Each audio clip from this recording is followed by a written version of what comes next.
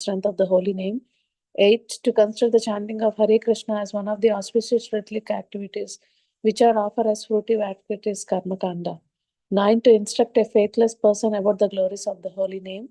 10. To not have complete faith in the chanting of the holy name and to maintain material attachment even after understanding so many instructions on this matter. It is also an offense to be inattentive while chanting. Every devotee who claims to be Vaishnava must guard against these offenses in order to achieve the desired success, Krishna Prema. Once again, I thank everyone for joining the Bhakti Sanga conference call today. Let us move on next session, which is Srimad Bhagavatam class. May I know who will have joined the call this morning? Hare Krishna Mata Ji, Dandavat Pranam, Srila Prabhupada ki jai, Guru Maharaj ki jai. This is Arvind Das from Chicago. Hare Krishna. Hare Krishna, Arvind Prabhuji, Dandavat Pranam. Please accept my humble obeisances. All goes to Srila Prabhupada. Thank you for joining the call, Prabhuji. Hare Krishna. Hare Krishna, Vardhamataji, or Guru Srila Prabhupada and Guru Maharajis. My humble obeisances to you and all the devotees. This is Krishna Kumari Devidasi from Raleigh. Hare Krishna.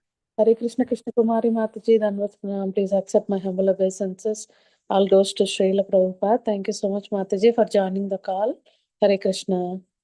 Hare Krishna Mataji, please accept my humble obeisances. All glories to Srila Prabhupada and Shri Guru and Shri Gauranga and all the assembled devotees. This is Yashamati Priya Devidasi from Chicago. Hare Krishna, Yashamati Mataji, Dandavat Pranam. Please accept my humble obeisances. All goes to Srila Prabhupada. Thank you so much, Mataji, for joining the call. Hare Krishna. Hare Krishna. Hare Krishna, Vardhana Mataji, please accept my humble obeisances. All glories to Srila Prabhupada, all glories to Guru Maharaj. This is Shamaguri Devidasi from Charlotte. Hare Krishna, Sham Gauri Mataji, Dandavat Pranam. Please accept my humble obeisances. All goes to Srila Prabhupada. Thank you so much, Mataji, for joining the call. Hare Krishna. Hare Krishna, Achi Vardhana Mataji, Dandavat Pranam to you and all Vaishnava. Srila Prabhupada, Srila Gurudev Vijay, Vrinda from Atlanta. Hare Krishna, Vrinda Gopika Mataji, Dandavat Pranam. Please accept my humble obeisances. All goes to Srila Prabhupada. Thank you so much, Mataji, for joining the call. Hare Krishna. Hare Krishna, Vardhana Mataji, please accept my humble obeisances. All glories to Srila Prabhupada. This is Vinita Gandharvika Devidasi from College Station, Texas. Nice background, Mataji. Beautiful Krishna. Hare Krishna, Vinita Gandharvika Mataji, Dandavat Pranam. Please accept my humble obeisances. All goes to Srila Prabhupada. Thank you so much, Mataji, for joining the call. Hare Krishna.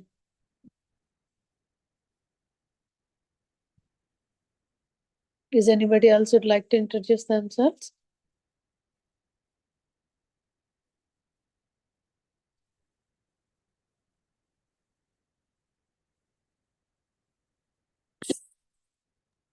Hare Krishna, all devotees. Dr. K. Babu from Chandigarh.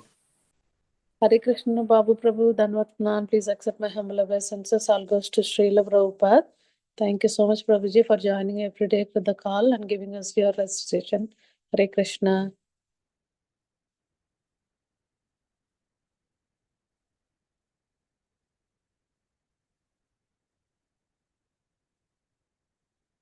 I think Prabhuji is not in the call yet. Can we start recording, Mataji, or we'll continue our chanting? I'm just seeing, is Suresh Sham Prabhu there on the call? Yeah, he's there. Okay.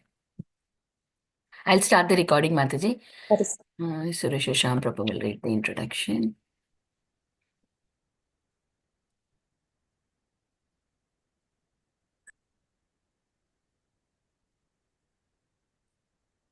Hare Krishna, welcome all of to the Bhakti conference call. Today we are very fortunate to have His Grace Sukumar Gaur Prabhu. Prabhuji is going to enlighten us on the topic of Srimad Bhagavatam, Canto 7, Chapter 15, verse 63 and 64. Before diving to the call, I'll hand over the call to Sureshwar Sham Prabhu to give brief introduction of His Grace Sukumar Gaur Prabhu. Hare Krishna Prabhuji, please take out the call, Prabhu. Hare Krishna. Hare Krishna, Mataji, Dandavat Pranam. All glories to Srila Prabhupada and Guru Maharaj. Brief introduction about Sukumar Gaur Prabhu. His Grace Sukumar Gaur Prabhu was born in Maharashtra, India. Brought up in a social background where spirituality was often questioned. Later, Prabhuji developed a natural taste for inquiring into the mysteries of God creation. Passed out of College of Engineering from Pune, he came in touch with the devotees of International Society for Krishna Consciousness in 2003.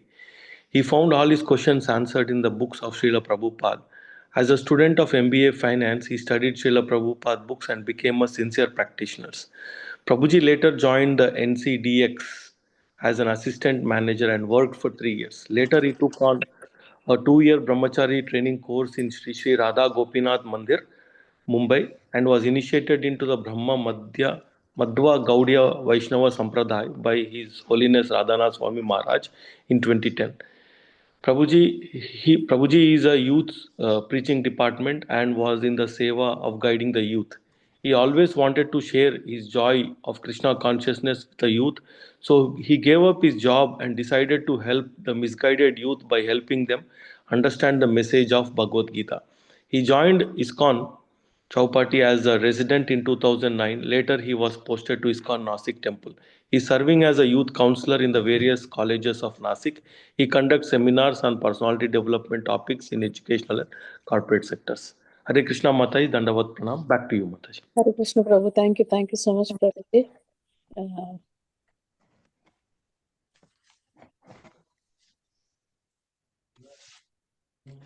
Prabhuji is there. Yeah. Hare Krishna Prabhuji, Dandavat Pranam. Please accept my humble obeisances. All goes to Srila Prabhupada. Thank you so much, Prabhuji, for giving your valuable time and association to us this morning and enlightening on the topic of Srimad Bhagavatam. I'll hand over the call to you, Prabhuji. Hare Krishna. Hare Krishna. So, welcome all devotees for this Srimad Bhagavatam class this morning. Today we'll be discussing from Srimad Bhagavat, Canto 7th, chapter 15th, and text 63-64. So, before we start, we will perform our Mangala Charan prayers so that we can invoke auspiciousness for all the assembled devotees. ओमज्ञानतिमिरान्धस्य ज्ञानाञ्जनशलाकया चक्षुरुन्मिलितं येन तस्मै श्रीगुरुवे नमः। श्रीचैतन्यमनोभीष्टं स्थापितं येन भूतले स्वयं रूप कदा मह्यं ददाति स्वपदान्तिकम्। वन्देऽहं श्रीगुरु श्रीयुतपदकमलं श्रीगुरून् वैष्णवांश्च श्रीरूपं सागरजातं सहगणरघुनाथान्वितं तं सजीवं साद्वैतं सावधूतं परिजनसहितं कृष्णचैतन्यदेवम् श्री राधा कृष्ण पादान सहगण ललिता श्री विशाखान्वितांश्च हे कृष्ण करुणा सिंधु दीनबंधु जगत्पते गोपेश गोपिका कांत राधा कांत नमस्तुते तप्त कांचन गौरांगी राधे वृंदावनेश्वरी वृषभानुसुते देवी प्रणमामि हरिप्रिये वाञ्छा कल्पतरुभ्यश्च कृपा सिन्धुभ्य एव च पतितानां पावनेभ्यो वैष्णवेभ्यो अनंत कोटि वैष्णव वृंद की जय। Hare Krishna. Can we see the verse, Mataji, for today's class? Yes, thank you.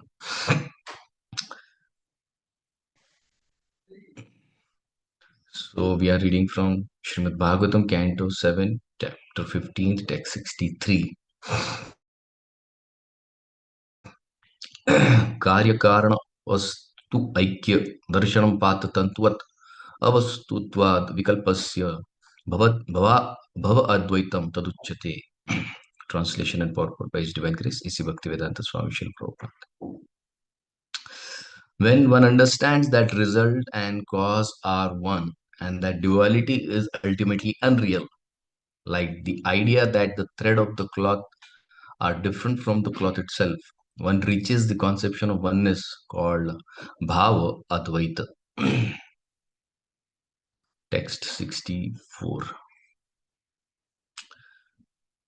Yad Brahmani Pare Sakshat Sarva Karma Samarpanam Manovak Tanubhi Partha Kriya Advaitam Tad Uchyate. Translation. My dear Yudhishthir, Partha, when all the activities one perform with mind, words, and body are dedicated directly to the service of the Supreme Personality of Godhead, one reaches oneness of activities called Kriya Advaita. Purport by Srila Prabhupada. The Krishna consciousness movement is teaching how to come to the stage of dedicating everything to the service of the Supreme Personality of Godhead. Krishna says in Bhagavad Gita 9:27, Yat karoshi, yat ashnashi, yat juhoshi, dadashi, yat tapasyasi kaunteya, tat kurushva mad arpanam. O son of Kunti, all that you do, all that you eat, all that you offer and give away, as well as all the austerities that you may perform, should be done as an offering for me. If whatever we do, whatever we eat, whatever we think, and whatever we plan is for the advancement of Krishna consciousness movement, this is oneness. There is no difference between chanting for Krishna consciousness and working for Krishna consciousness. On the transcendental platform, they are one. But we must be guided by the spiritual master about this oneness. We should not manufacture our own oneness. Hare Krishna. So we welcome all devotees for this Srimad Bhagavatam class. Thank you so much for giving me this opportunity to present something on Srimad Bhagavat, Canto 7. A very interesting and beautiful topic in Canto 7. And these two shlokas, actually three shlokas, very important with lots of insight. If you see and understand the word-to-word translation given by Srila Prabhupada, and the purport seemingly small, has huge amount of information which we will be elaborating in a short while of time. So Prabhupada used to always say that whatever I want to say, I have given in my books. Even if you read one purport nicely, and if you try and understand one purport nicely, you can get all the insights of what he has come to give. So let's try and dwell in what Srila Prabhupada has to say in regards to shloka number 63 and 64. So shloka number 63, Bhava Advaitam Taduchyate. There is oneness in Bhava.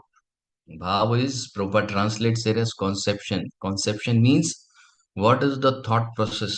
What is that person thinking? Or rather, how he should think and with whom he should align his thought process. To whose thought process? His thought process must be aligned. That is what is called as Bhava Advaitam Taduchyate. And in the 64th shloka, Kriya Advaitam Taduchyate. There is oneness in the activities. Till the time there is clarity in thought process, there can never be action. We have to always remember this. Why are we all here participating in Srimad Bhagavatam class daily? Whoever the speaker may be a qualified, maybe unqualified, maybe not up to your mark, or whatever kind of a speaker has been invited here. Why are we all coming together? Because we understand the purpose. We understand why we are here. That bhava, that conception is very, very clear. That I have to worship Krishna. Why Krishna? That these are the certain reasons. And once we are aligned with the bhav, with the mood, with the conception, with the clarity, then automatically one is inspired to perform activities, and that is what is called here as kriya, that activities. But it is kriya advaita, there is oneness in the activities. So Prabhupada in his purport he mentions about guru. So at the baseline we have to align ourselves with what the instructions of our gurus are. Without his instructions we cannot flourish, we cannot grow, we cannot see things as they are. And that is why before there is Kriya, there has to be Bhava that has to be cleared. Without clarity in the Bhava, the action can never be proper or it will never give you proper results. We'll elaborate this with some beautiful examples today, with some stories also. So, Vishwanath Chakravarti Thakur in his commentary and also Srila Prabhupada brings out this point of the perception, three states of perception. Perception means what is the thought process, how does the sadhaka, the individual perceives this world, what is his perception about, what is his understanding about the world, and what is the right understanding and how he has to align himself with the right understanding. This is what is the point here. So we will discuss this one point of Aikya. Aikya means oneness. And this Aikya or oneness here is called as Advaita, no two, that is one. Dvaita, Dvaita is two. Means not, they are not two, they are one. Now, what is this oneness? That has to be properly understood, otherwise, it may land up in some other kind of philosophy. Okay, so let's first get the basics clear and then we can discuss with some proper examples and stories to understand what this Aikya is, what this Advaita is. So here in the shlokas, we find that there is correction of the thought process, and once there is correction of the thought process, then it leads to correction in actions. And then, which will lead in the third shloka, the next shloka, will lead to the proper use of all the resources. Whatever we have been given, based on our past karma, we can use all those resources for a proper use and get the best results out of that. Now, the very important question is, why this correction is required? Because the conditioned soul thinks himself in a certain way. For this, if we could see certain shlokas, I would be very grateful if you could take the screen to Canto 3, chapter 25, shloka number 8, 9, and 10. If we could, if all the devotees could see this, it would be nice so that we could explain these three shlokas 3, 25, 8, 9, 10, if it is possible. Otherwise, I can repeat the shlokas. So, what is the problem with the current problem with the jiva? What correction is required? There is correction that is required in the thought process of the jiva. Why? What is the thought process of the jiva? The thought process of the jiva is that he thinks himself as separate from Krishna. He thinks that I am not connected to Krishna. He thinks I have nothing to do with Krishna. Now, why does this happen? Now, this happens because he is currently in association with Ahamkara and the three modes of material nature. Now, what is the problem with the three modes of material nature? What is the problem with the Ahankara, which is also part of the material nature? These three modes will create something that is called as Pratak Bhava. Pratak Bhava is a separatist mentality. And this separatist mentality will force the jiva to see himself as not connected to Krishna. He will see himself as disconnected from Krishna. He will see himself as separate from Krishna. And that separatist mentality is called as Pratak. Pratak means separate. Bhava means his conception about relationship with Krishna is, I have nothing to do with Krishna. There is somebody called as Krishna. And they say that he is the controller, is the maintainer, but I have nothing to do because I have my own strength. I have my own unique position and I can do what I like. And because of this Pritak Bhava, he is not ready to serve Krishna. So the main point is, when we come to Krishna consciousness, if anything or any seva that is not close to pure unmotivated service is not called as bhakti. It is still service which is under the influence of three modes, which is bhakti with prathak bhav, with a separatist mentality. And this has to be understood by the lakshana. Lakshana means the qualities. You cannot judge any sadhaka externally. Outwardly, he cannot be judged. He has to be judged based on the qualities. Now, let's look into the qualities. Now, this is 325.8. Okay, I'll read the shloka. Now, the shloka goes, Avisandaya wo himsam dambam matsaryam evava samrambi binna drik bhavam. Avis samrambi binna drik bhavam mai kuryat satamasi. So, Kapil Muni is instructing Mother Devuti into what is devotional service and the types of devotional service. Actually, there is no devotional service based on types. There is only one devotional service, that is pure devotional service. Devotional service means pure. Just like water means it is pure water. When some guest comes at your place, you don't tell him or you don't ask him that what kind of water you want. Do you want pure 100% water, or you want water that is 90% clear and pure, or do you want water which is 70% pure and clean? Water means 100% clean. Similarly, bhakti means it has to be pure. There has to be no influence. Bhakti means ahaituki and apratihata. It has to be without any motive and it has to be without any discontinuity. That is what is bhakti. But since the performer is influenced by the modes, Externally, it seems that his bhakti is also influenced by the modes, but bhakti can never be influenced by the modes. Otherwise, it will become conditional, and bhakti is absolutely unconditional. So here, what is the nature or what is the bhava of the person who performs bhakti in ignorance? Abhisandaya yo himsa. Abhisandaya means he is displaying what himsa. Okay, there is some proclivity in him which is violence. Okay, dambha, he has pride. Matsarya, he has envy. Samrambi, he has anger. And the most important is his bhava is what? Binnadrik. He sees himself as separate. He doesn't feel himself connected.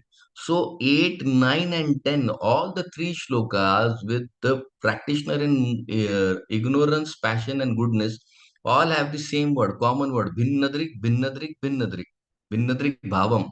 His conception is Bhinnadrik. He sees himself as separate from Krishna. He says, I have nothing to do with Krishna.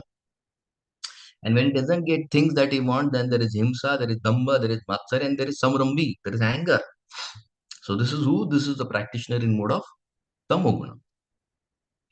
And there is Vinnadrik, there is separatist mentality. Now let's look at who the practitioner in mode of passion is. Vishayan Abhisandaya. Abhisandaya is aim. What is his thought process? What is he thinking about? Vishayan, he wants sense enjoyment. Yasha, fame, Aishwaryam, fortune and opulence. Evava, only this much. Archa Adav, Archayed Yoma. He worships the deity for what? For the above three things. Sense enjoyment, fame, and fortune. Pritak Bhava Rajasi, again the same thing. Pritak Bhava. His mentality is separatist Pritak. He doesn't see himself connected to Krishna. He feels, I want to worship Krishna. Why? Because if I worship Krishna, I will get all the four things that I desire in my life. So he's not connected completely. Okay. Then let's come to person. You may say then, okay, these two don't seem to be that good. So at least one in the Sattva Guna should be good. Let's see. This is 10 shloka, 325:10. Karma nirhar uddishya parasmin va tadarpanam yajet yastavyamiti va pratak bhav sa satviki. Pratak bhav, again separatist mentality. Why separatist mentality? Karma nirharam. He is practicing devotional service with a purpose, uddishya, purpose. What is the purpose? Karma nirharam.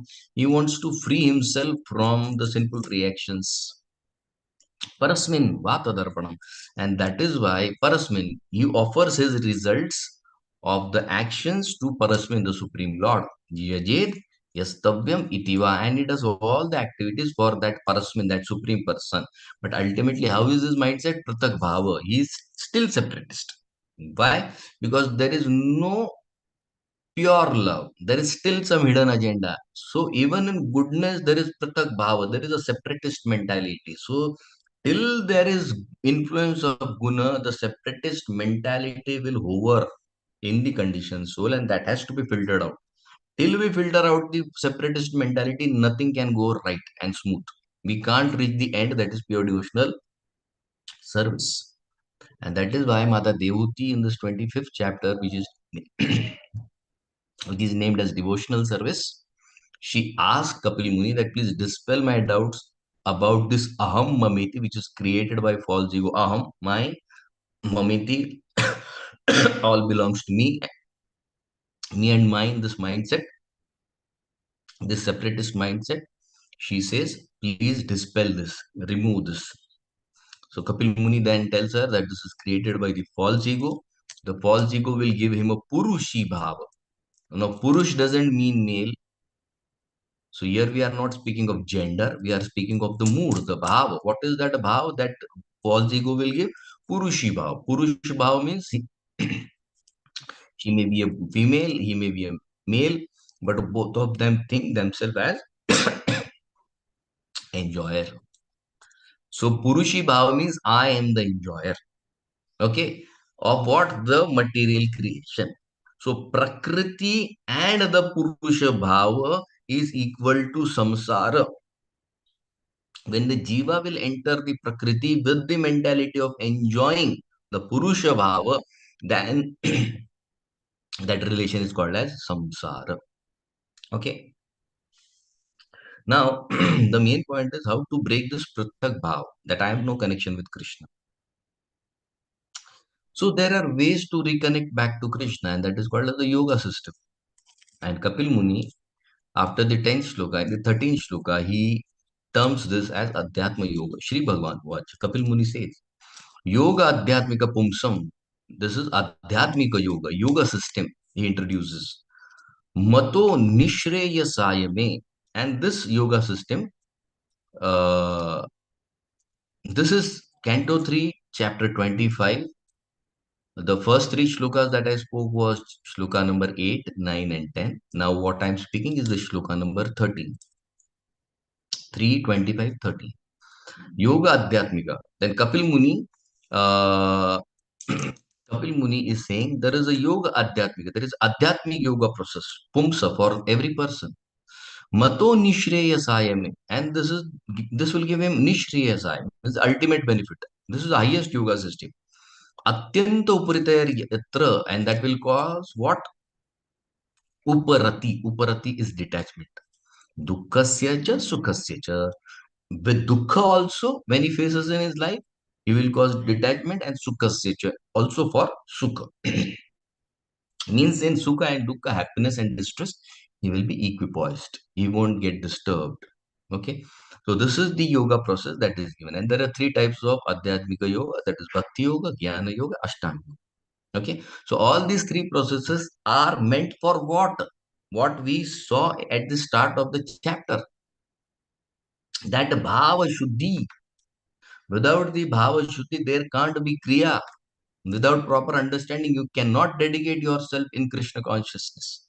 So yoga process is exclusively meant to rectify the thought process, rectify the bhava, the conception of what am I supposed to do in my Krishna Bhakti. So this is done by the yoga process. Okay. And then through the yoga process, when we connect to Krishna, then we are able to understand three things. First is, I am not in the right place. I belong to Krishna. I have to go back to Krishna. And for going back to Krishna, I have to develop the same nature as that of Krishna. Simple. You have to come to this understanding, and after this basics is clear, then you flourish in your spiritual life. So ultimately, the yoga process will bring you to a point where we will develop the same nature as that of Krishna. What does it mean to have the same nature as that of Krishna? This is where the word comes, Aikya, oneness. What is that oneness? How Krishna thinks, I think like that. How Krishna acts, I act like that. This is oneness. This is Aikya. This is Advaita. No two one. There is only one thought process. Now let's understand this with some simple examples. What is this Aikya? What is this Advaita? What is this oneness? For example, in English, we have 27 alphabets. Each alphabet has got its own unique position, its unique name, its unique phonetics, its unique identity. Everything is unique about each and every alphabet. When this alphabet is alone, it has its own unique position, name, phonetics, the way it sounds, the way it's placed. It has its own identity. But when all these 27 letters or some of these 27 letters, when they come together to form a word, each and every alphabet will now lose its identity. It doesn't have its individual identity anymore. It is now part of that word. It is not a singularity. It is now one thing. It is one word. You can't say, see here, I can see A, or I can see here. So if there is a word named Krishna, now you can't say, I can see A here, I can see K there, I can see H here. No, that's wrong. All these alphabets which form the word Krishna have lost their individuality. You cannot see them as individuals now. They are one. When these have come together, now they form the word Krishna, and Krishna means all these words together. They are one. That is Aikya. They are no more different. Advaita, they are not separate. They are no two. They are one. That one word is Krishna. We have forgotten that K is here and K is there and H is here. No, it is one word.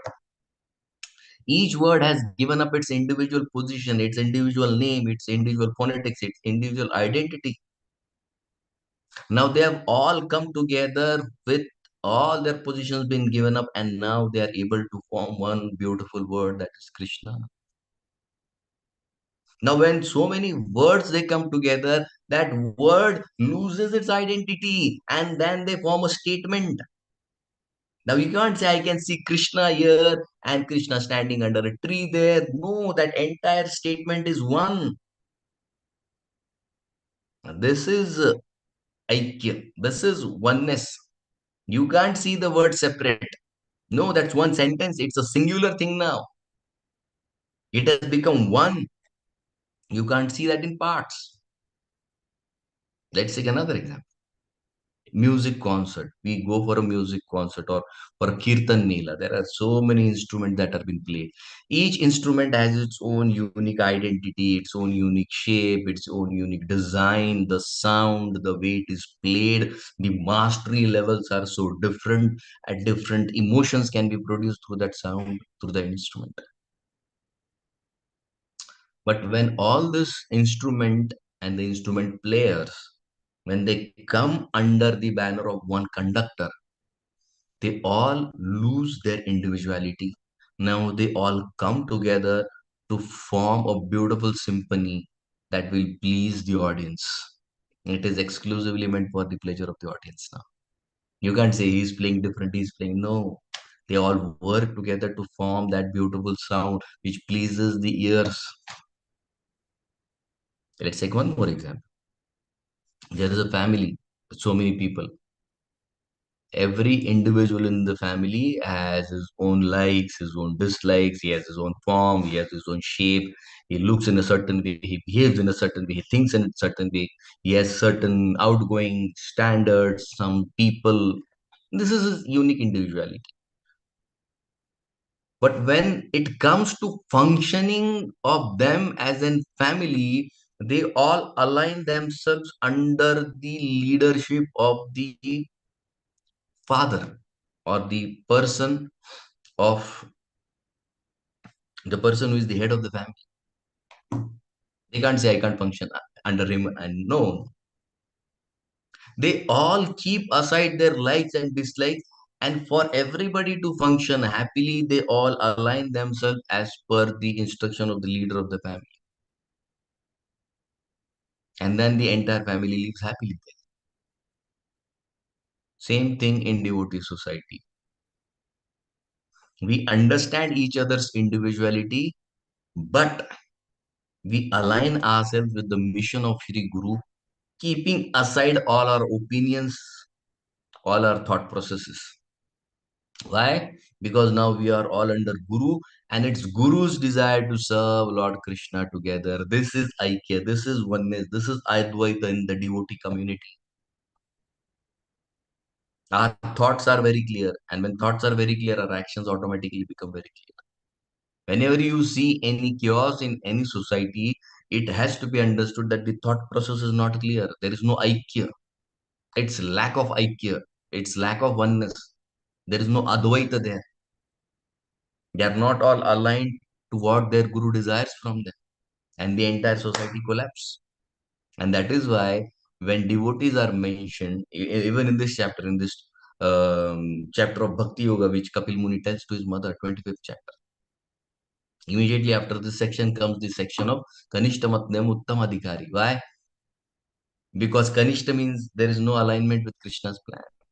Not much alignment. Madhya means quite some alignment. Uttam means 100% alignment with the plan of Krishna. Let's have some examples. Let's understand this by some examples. At the start of Mahabharata war, we see this in Bhagavad Gita. Two groups, Kauravas and Pandavas. And each group showed whether they had Aikya, whether they had that Advaita, they had their oneness in their plan or not. And the simple example is the blowing of conch shell. What happened when the Kauravas blew the conch shell? There was no Aikya because everybody started blowing at the same time. Why? Because there was individual agenda.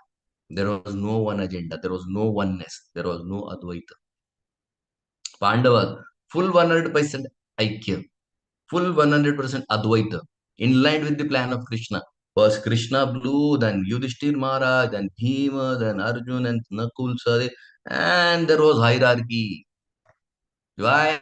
Because we are following Krishna. What Krishna will say, we will do as per his plan. That is Aikya. Advaita starts by aligning with the plan of Guru, with the plan of Krishna. That is Aikya, that creates that oneness. And most of the time, even when we come in devotee communities, we become devotees for 10 years, 15 years, 20 years, 30 years. But there is a major problem. Externally seeming, Kauravas were showing that we all are together. But they weren't together because internally they were different, externally they were different. Their internal and external was not matching at all. They were not internally and externally aligned. How long will you fake to be a devotee? Till the time the internal and external doesn't match, we can't show or we can't behave as a devotee. Somewhere something will happen and we will burst out. And the external comes out, the internal comes out to the external level, and the world immediately comes to an understanding on what level we are. So before we inline to the mission of our Guru, mission of Lord Krishna, first let's align internally and externally. Let's not make a show that I am something very great and I know something very great. We don't need that. It will create that internal dissension will come out in a very bad shape. And it will not be healthy, not for the person, not for the society. Most of the times we are told that when the society progresses, we as an individual also progress. No, it's the other way around. When the individual progress, then it is considered as the progress of the society. The society progress is not my progress. My chanting 16 rounds and doing my sincere seva is my progress. And when I sincerely contribute, automatically the society goes ahead. When all the members of the society have that aikya, first that internal and external, it boils down to me. It has to come down to me first. When I am in line, then I can inline myself with the mission. When my mind has something else on its agenda and I'm showing that I'm completely detached, doesn't make much sense. Once one devotee, during His Holiness Radhanath Maharaj's annual yatra, so there was a lot of sweet. And for almost around 6 days yatra, so 5 days he said, "No, I don't like sweet. I don't eat sweets. I don't eat sweets." And 5 days he didn't take any sweets. On the sixth day, which was the final day, there was a huge feast. Even on the sixth day, he didn't take. And that evening, the yatra was supposed to end, and next day morning, everybody was supposed to rush out. But he wanted to eat those sweets. So he told somebody that get that one bowl of sweet for me. And at the dead of night, 12 a.m., somewhere hiding is eating. He felt he is hiding and nobody's looking and nobody's watching. But Krishna knows when to expose. His roommate got up for passing water that night, and at the below the staircase, this guy is now eating that sweet because there is no alignment, there is no oneness internally and externally. Ram Navami is around the corner. Ram is beautiful examples. Ramayana. See, we knew that the monkey soldiers had the task of finding Mother Sita. Everybody was there on the seashore. And when the leader asked who can cross this ocean, they were all so genuine. They were all so authentic. Somebody said, "Sir, I can only jump 10." Some said 20, some said 30, 40, 100. There was Angad, he said, "Sir, I can jump 100, but I cannot come back." Now, what is this? You jumped 100 there and you can't come 100 back. I mean, you say I can jump 10 meters, but I can't jump 10 meters back. That doesn't make any sense. What was Angad trying to say? He said, sir, my internal is something very different. And the place I am going will match my internal. I have huge attraction for sense enjoyment. And Ravana's Lanka is filled with sense enjoyment. When I can go there, that sense enjoyment may pull me down, and that is why I can't come back. It is not that I can jump back. He says, sir, I have no confidence on myself. I will go there, but I may get tempted. I may settle down there. He is authentic. He says, sir, I can't. I can jump, but I can't come back. Coming back means I will get stuck up there. He is absolute authentic. He knows what is his inside and how he has to behave outside. In the entire monkey army, nobody is saying, "Oh, I can jump only 10, but by grace of Lord Ram, I can jump 100." Sir, you will drown. You will surely drown. There was only one person. He said, "I can jump and I can come back." Hanuman. Not even Jamban said. Jamban said, "Once upon a time, what 100? I could do anything." But sir, it is not possible as per my current state. What authenticity, what alignment, what oneness. This is what we have to learn. And that is why spiritual life starts with what? Guru Padashray. You first surrender to you give up your own conception. What you may feel right may be wrong, and what you feel wrong may be right. Yudhishthir Maharaj felt that speaking lie is wrong.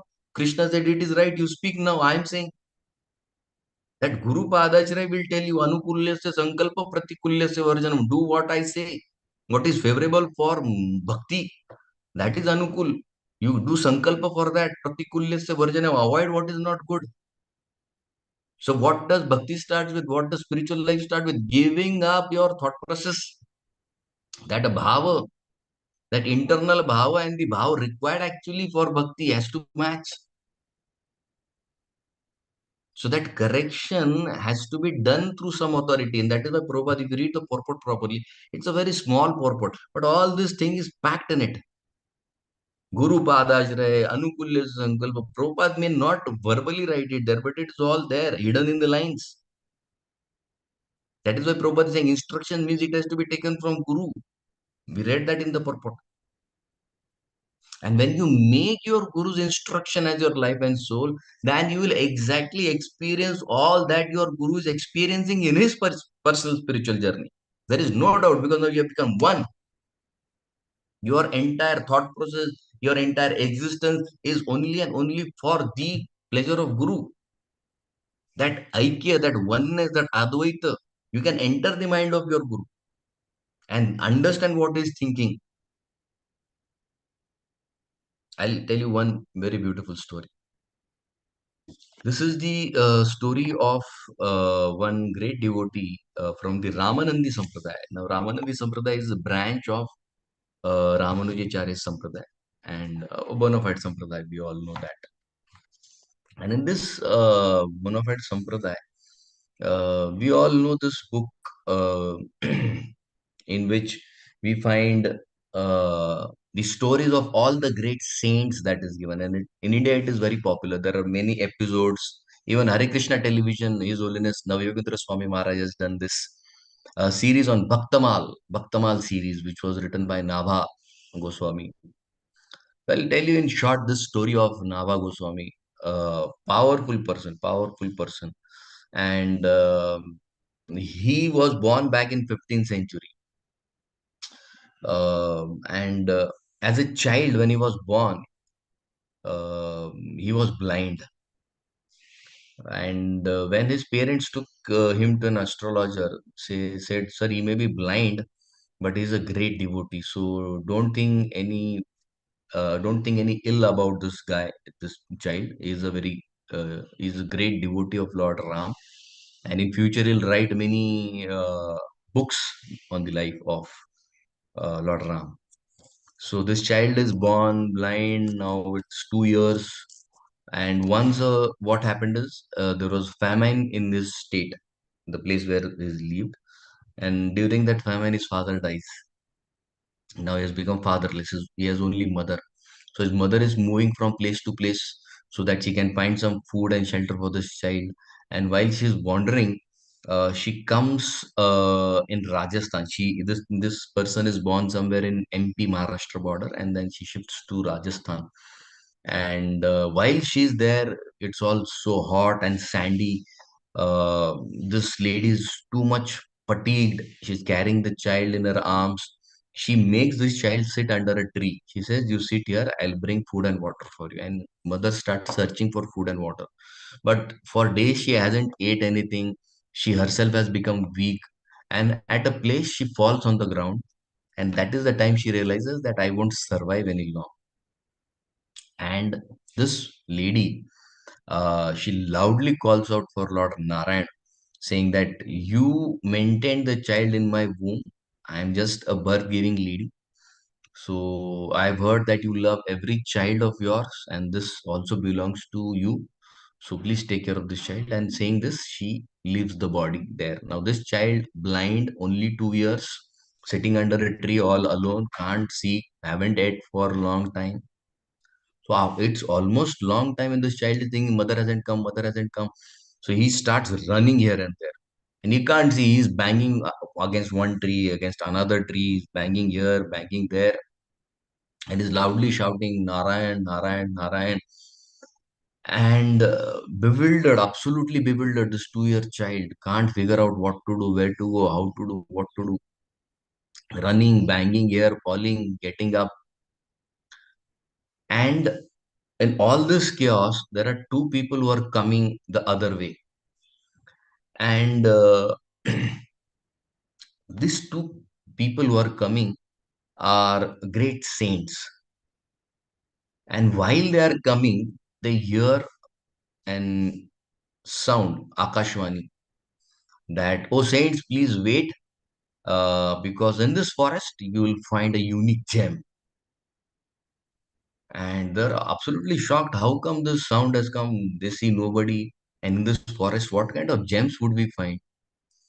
So these two saints, they think that there must be something.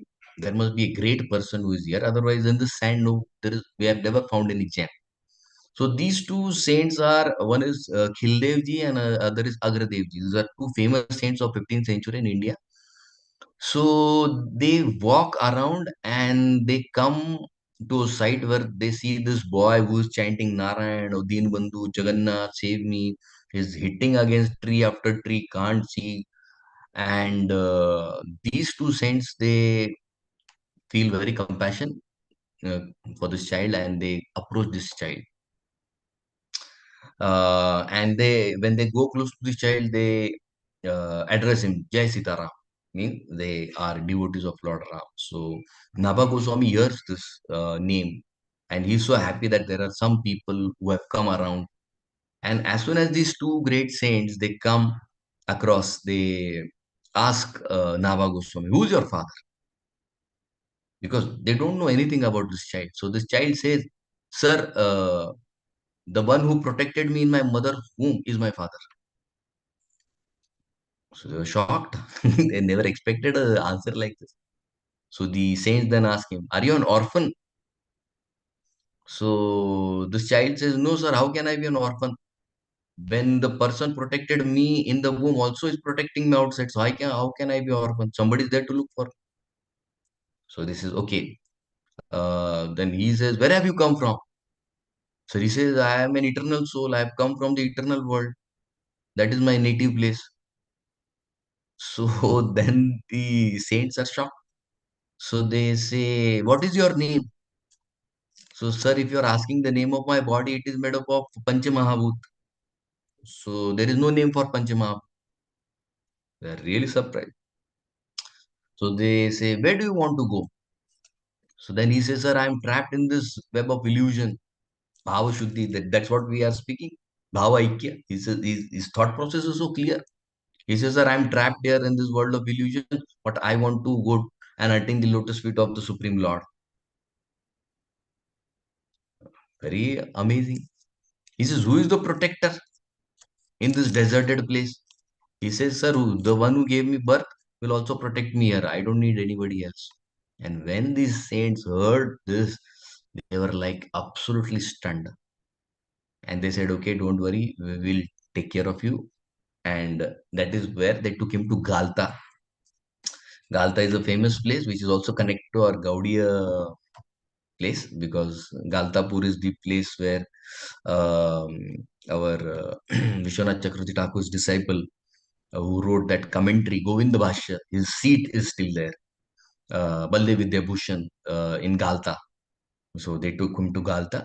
But this is quite before that. And it is close to Jaipur. So they stationed him, this boy, with them. And now both of them are great saints. So both of them said, such a sincere soul, why don't you initiate this boy? So both of them were discussing, you should initiate, you are a superior, you are a senior. And then one of the saints said, okay, since you are instructing me, I'll initiate. So Shri Khildevji, so he said, I'll accept this boy as my disciple. So he took water from his kamandalu, and he's a great saint, devotee of Lord Ram. He sprinkled the water from his kamandalu on the eyes of Nava Goswami. And as soon as he sprinkled water, he got back his eyesight also. And his internal eyes, which could see the Lord, perceive the Lord, understand the Lord, by the mercy of his Guru, his internal eyes also opened. And that is the time when he became absolutely inlined, one with his Guru. Because he understood this is the person who can save me from this entire cycle of birth and death. And Nava Goswami became so happy, he's crying tears, falling again and again at the feet of his Guru. And that is the time his Guru said, since I found you chanting the names of Lord Narayan, I'll name you as Narayan Das. So he was named as Narayan Das. He became known as Narayan Das. So this Narayan Das, his service was very menial. In his Guru's ashram, he used to take care of all the needs of his Guru Maharaj. His bedding, his food, his cleaning, everything. Whatever menial service, he was there. First hand, he was there. And after that, whatever time was left, his Guru used to tell, serve Lord Ram, then he used to go and serve Lord Ram. There was one time when his Guru, very exalted devotee, through his Manasik Seva, he would enter the pastimes of Lord Ram. So one day what happened, when his Guru Maharaj was into his Manasik Seva of Lord Ram, he called Lord Ram because he had created beautiful garlands for the divine couple Sitaram. And beautiful arrangements. The Lord personally came there, Lord standing before him. And Lord said, yes, what seva you have for me today? And he said, Lord, I have made so many beautiful garlands for you, so please accept this. And Lord was so happy that my devotee has created this beautiful seva for him. And Lord Ram, he bowed down. He was bowing there like this. Okay, you offer me your garlands. And at that same time, his Guru Maharaj had one disciple who was a trader. He was a merchant. And he was sailing on a ship somewhere. And all of a sudden, there was a huge storm. And huge storm, his captain said, sir, there is no surviving this storm. You call the names of Lord Ram or whomever you believe, otherwise there is no survival because the storm is deadly and this ship is going to capsize. Then that disciple says, I don't know Ram, but I know my Guru Maharaj. I will pray to my Guru Maharaj. And then he is praying to his Guru Maharaj. Now here his Guru is sitting in his Manas Puja. Naba Das is outside fanning his Guru Maharaj. And there is that third person, that disciple on the ship, whose ship is in a great chaos. And he's praying to his Guru Maharaj. Now his Guru Maharaj sitting here in his Manas Puja. Here he's seeing Lord Ram standing. And here he's hearing his disciple calling. Now what to do? He's in a fix. Because you called the Lord, and if you're not serving, it will become seva aparadha. But since that disciple has taken shelter of him, he has also to be served. He has also to be taken care of. Now his Guru Maharaj says, what to do, what to do. Lord is standing, bowing his head, when to put that garland, how to do. But then during his Manas Seva, He says, my disciple is in great need, so let me go there. Now, standing outside, see, this is what is Aikya. This is oneness with your gurus. That oneness through that service, aligning every word, thought, action, energy for the service of Guru. Now you can experience what your Guru is experiencing. Standing outside, Nava Goswami, who is serving his Guru day in, day out, he understands what is happening with his Guru. So when his Guru Maharaj was thinking what to do with that disciple, this Nava Goswami, he remembers his own Guru Maharaj's lotus feet, and the fan that is he fanning from outside, now he takes that fan and starts fanning outside. And that wind that is blowing, the air that is been blown due to the fanning of, because of his fanning, now that wind starts blowing so fast that the ship which is stuck up there gets easily removed. That is the power of oneness with Guru. That ship is removed, and the captain of the ship, he starts jumping, sir. That you see the wind that has come, and now this stuck up ship is now got out of that. He says, no, it is all because of my Guru's power. And he's so happy. And now his Guru left Mansik Seva and went there to save that disciple. And when he went to the bank of that river to see his disciple, he doesn't find anything. There is no ship, there is nothing. He is already gone. This is all happening in the mind. And Nava Goswami is standing outside. He tells his Guru, Guru Maharaj, don't leave your service. That disciple is already saved by your mercy. He's gone ahead. You serve Lord Ram. And that is the time when his Guru Maharaj's samadhi breaks. Agradas ji, who is the Guru, his samadhi breaks. And that is the time he understands that this disciple of mine can understand my mind. He is in total Aikya. He is in total Advaita with his Guru. He is totally enlightened. He can understand his Guru. He can see Lord Ram, which is Guru Maharaj is seeing in his Samadhi. That is the power of oneness, which is seen through this beautiful story of Nava Goswami. And that is when he names him, oh, you entered my heart. Just like the child is connected with the womb of the mother, you are connected through my heart. So I name you Nabhadas. That is how the Narayan Das becomes Nabhadas. So that oneness, that authenticity has to be there. Otherwise, we cannot experience this bliss of spiritual life. Authenticity will make you. Now we'll come to the last point. We'll take one more story and end here. So now becoming one, becoming Advaita with your Guru's mission, with your Guru's thoughts. So does that mean you lose your identity? No, you still don't lose your identity. We'll take one story. If you read chapter number 9 of Bhagavad Gita, it's a very beautiful chapter, very beautiful chapter. 7th chapter is elaborated in 9th chapter, Bhagavad Gita. 7th chapter, Krishna tells about Prakriti. 9th chapter, Krishna will tell about who is the owner of the Prakriti. Krishna tells, I am the owner of the Prakriti. And in 7, 8, 9, and 10, these 4 shlokas, Krishna will tell how the Prakriti functions according to my desire. There is a coordination between the Purusha and the Prakriti, the Lord and his Prakriti, and beautifully explained. I'll give you one example. Lord has a plan, and that plan is executed through his Prakriti. And that is where Krishna says, she is not independent. Maya adhyakshena Prakriti suyate se charachara. She is behaving, she is working under my adhyakshata, my supervision. She can't function alone. Similarly, a family, maybe of devotees, maybe individual families, they always function under one person. The male has to take the lead position because he has a plan. He takes help of a lady, and then his family grows. So for family to grow, first there has to be somebody who has a plan. Just like working with Prakriti, Krishna has a plan for the Prakriti, and Prakriti executes that plan. So a female, a Prakriti, is always in support. She acts as a supporter. But when she acts as a supporter, that doesn't mean that she loses her identity. No, she still has her individual identity. Let's take example to understand this. Oneness doesn't mean that you give up your individuality. No, individuality will always exist. This is Ras Leela. We all know the famous pastime, 10th Canto, Ras Leela.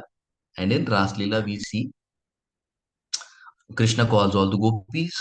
All the gopis leave their house, they come there, and Krishna says, Ye yathamam prapatyante. I will fulfill all your desires.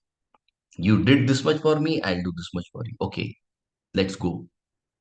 And Krishna, for a long time, he has this beautiful pastime of Ras Leela. But what happens at the end of the Ras Leela?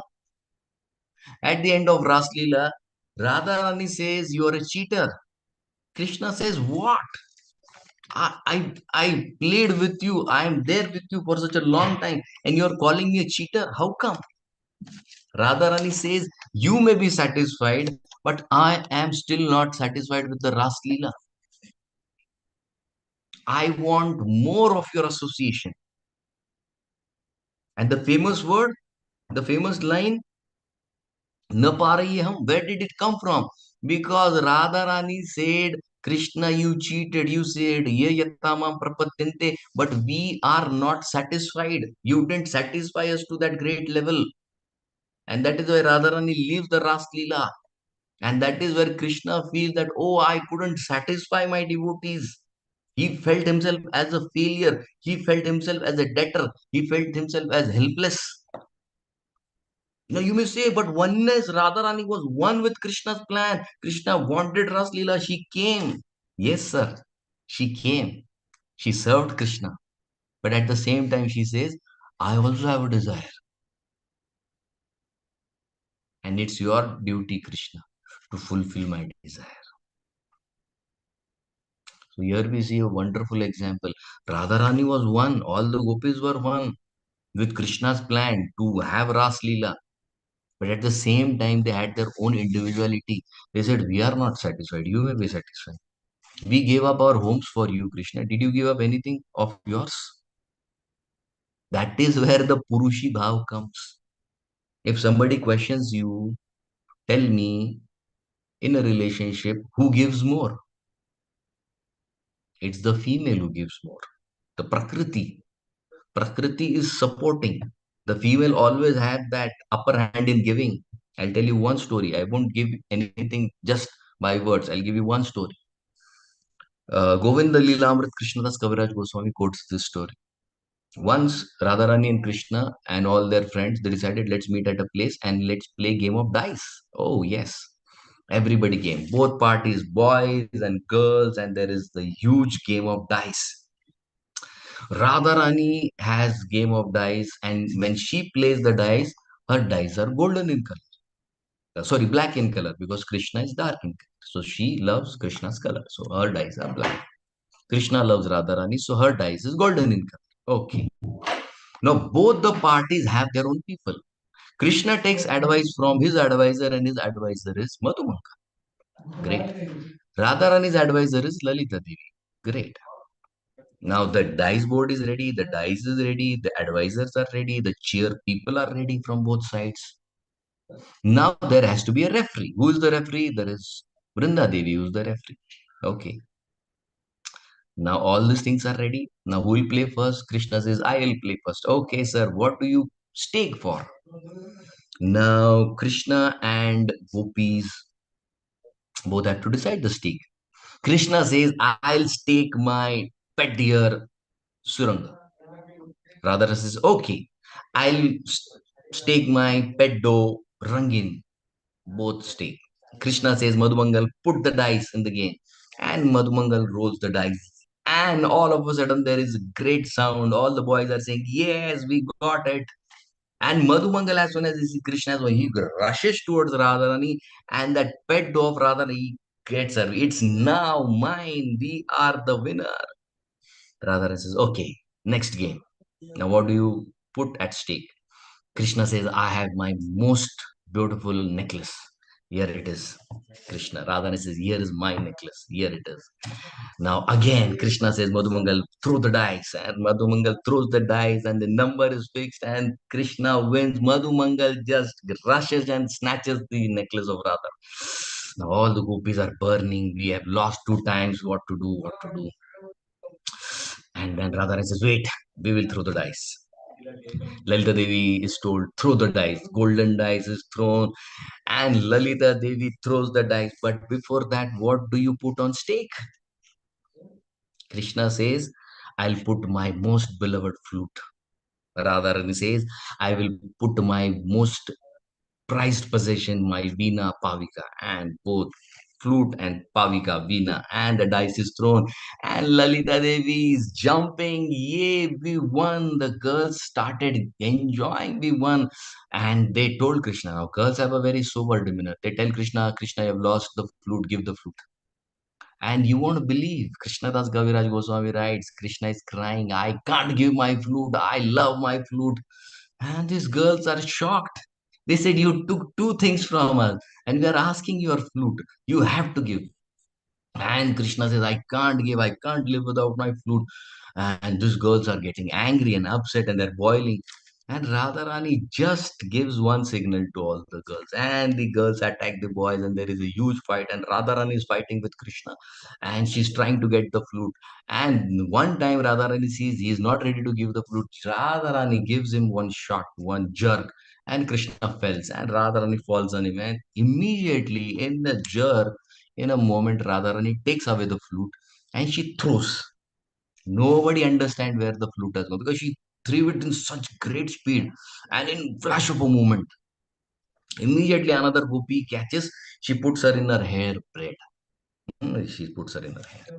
And Radharani says, yes, it's done. And she says, and Krishna understands something is missing. And he's searching the flute. She's crying, give my flute, give my flute. He's telling Radharani, you stole my flute. Radharani says, see, your flute is nothing but a piece of bamboo. Okay. Even if we get that flute, even if we burn that flute, not one cup of water will be boiled.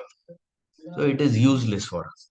So what do we do with your flute? You keep your flute. We don't want your flute. But that flute is already with the gopis. And Krishna is crying, crying.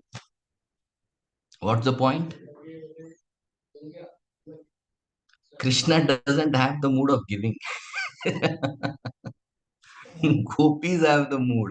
The Prakriti is giving because Purusha is the enjoyer. He has the mindset of enjoying. He can't give. That is why in Chaurashtakam, what is Krishna asking? I will steal your sins. I will steal your bad habits. He only wants. He says, give to me, give to me, give to me. He has that habit of taking. So that's how the Purushi Swabha works. The Purusha is always the enjoyer. The Prakriti is supporting. All the gopis are supporting. But there is a time when the Prakriti also says, no, you have to do this for me. And Krishna does that. He has to do that. So, yes, there is Aikya.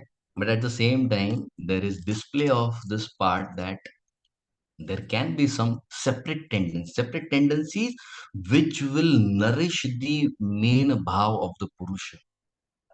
It will still nourish the bhav of enjoyment. When Radharani says, when she leaves the Ras Leela, it still gives enjoyment to Krishna because it is nourishing his Purushi bhav. So, yes, there is oneness, but at the same time, there can be difference of opinion and they can be reconciled in various ways. Thank you all very much. Hare Krishna, Shri Prabhupada ki jai, and Gaudiya Vaishnava Vrinda ki jai. Hare Krishna, Prabhuji. Thank you so much, Prabhuji, for such a beautiful class. Very grateful to you, teaching us a concept of understanding, making us understanding of oneness. Thank you so much, Prabhuji. Dear devotees, any questions, any realizations, please raise your hand.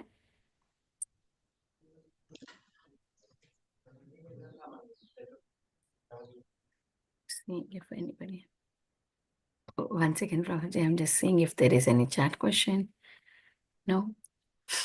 Hare Krishna, any questions?